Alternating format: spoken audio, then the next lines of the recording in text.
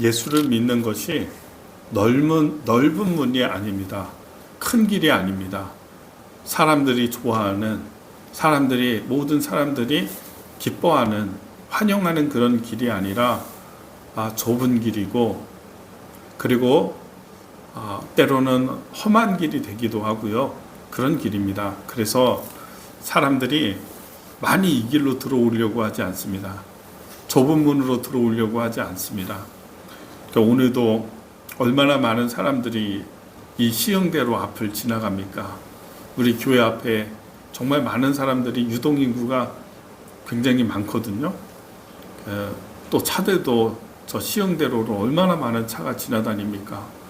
수많은 사람들이 이 지역에 살고 있지만 예수님의 복음과 하나님을 예배하는 삶을 살아가는 사람들이 많지 않다. 이 길로 들어오는 사람들이 많지 않다. 이런 생각을 해보게 됩니다. 요즘 들어 전도가 더 많이 힘들고 어렵다. 이런 생각이 들죠. 주변에 전도 한번 해보세요. 믿음의 길로 한 사람을 인도하는 게 참 어렵다. 이런 장벽을 느낄 때가 많이 있습니다. 왜 그렇습니까? 예수님이 미리 말씀하셨습니다. 예수님의 제자가 되고 주님을 따르는 삶이 좁은 문이라고 말씀하셨습니다. 사람들이 잘 가려고 하지 아니한 그런 곳이다. 여러분, 예수를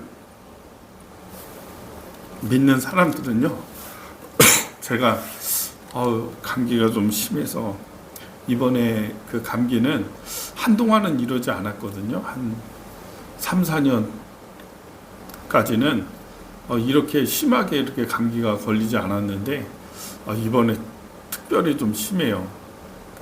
열은 없었는데 목이 아프고 그리고 기침이 나고 하는 이런 증상이 많이 심한 것 같아요. 그래서 어제도 병원에 가서 수액까지 맞고 이렇게 했는데 아마 수액을 여러 차례 맞아야 되지 않을까 이렇게 생각이 됩니다.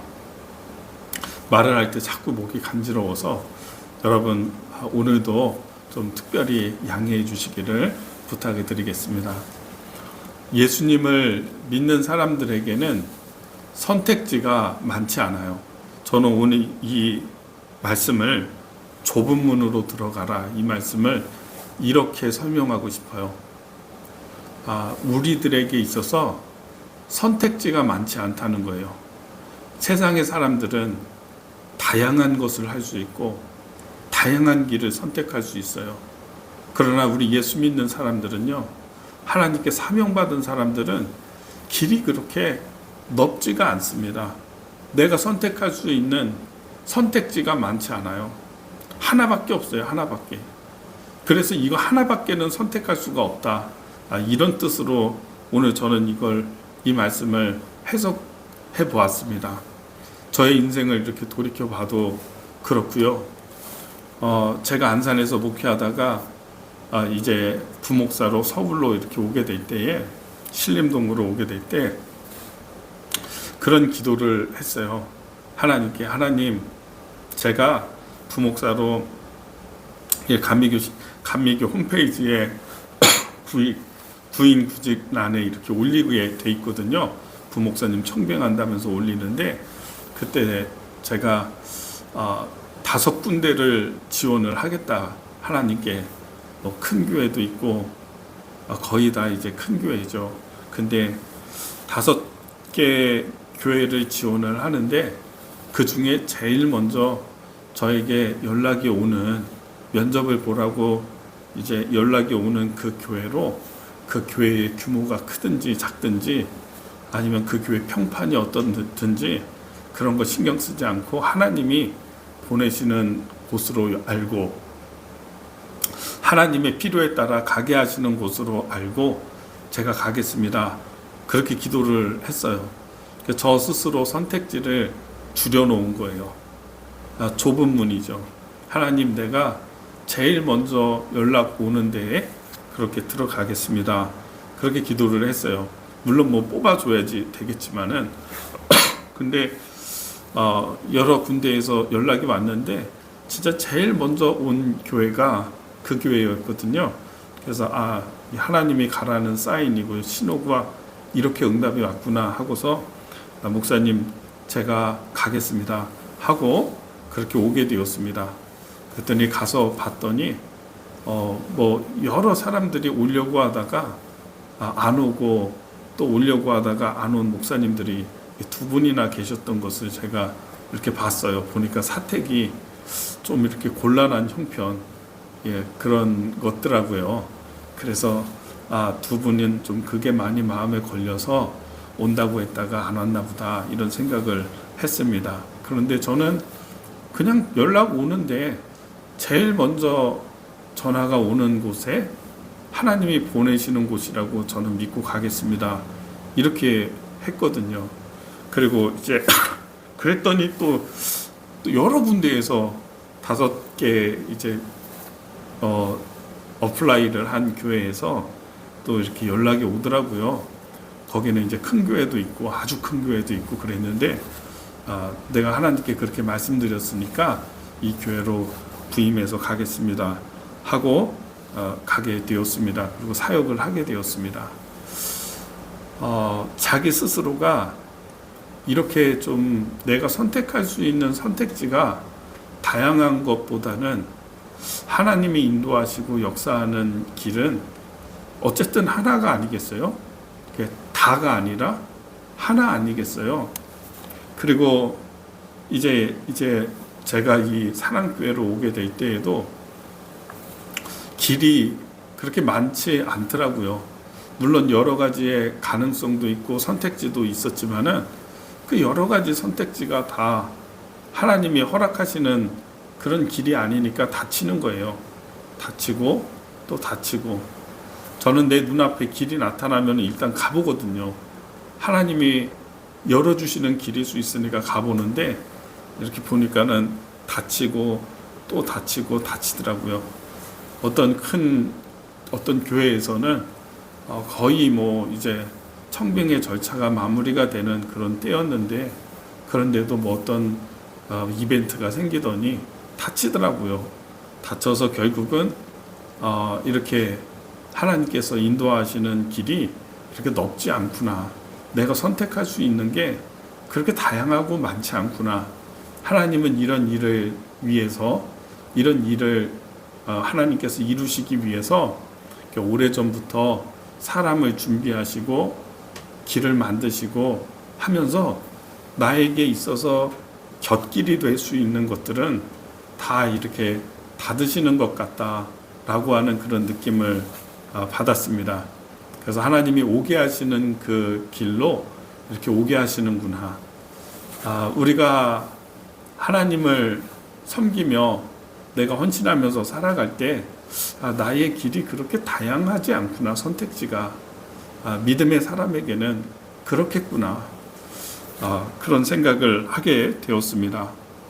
하나님께서 저에게 이제 여러 가지 것들을 이제 보여주시는 경우가 있거든요. 환상을 열어주시기도 하고 또 꿈을 통해서도 열어주시기도 하고. 그런데 한 번은 제가 하나님이 보여주시는 꿈을 꿨는데 제가 사거리에 이렇게 서 있어요. 사거리에 신호등이 이제 다 갈 수 있는 거죠. 뒤로도 갈 수 있고 왼편으로 오른편으로 또 정면으로도 갈 수 있고 뒤로 돌아갈 수도 있겠죠.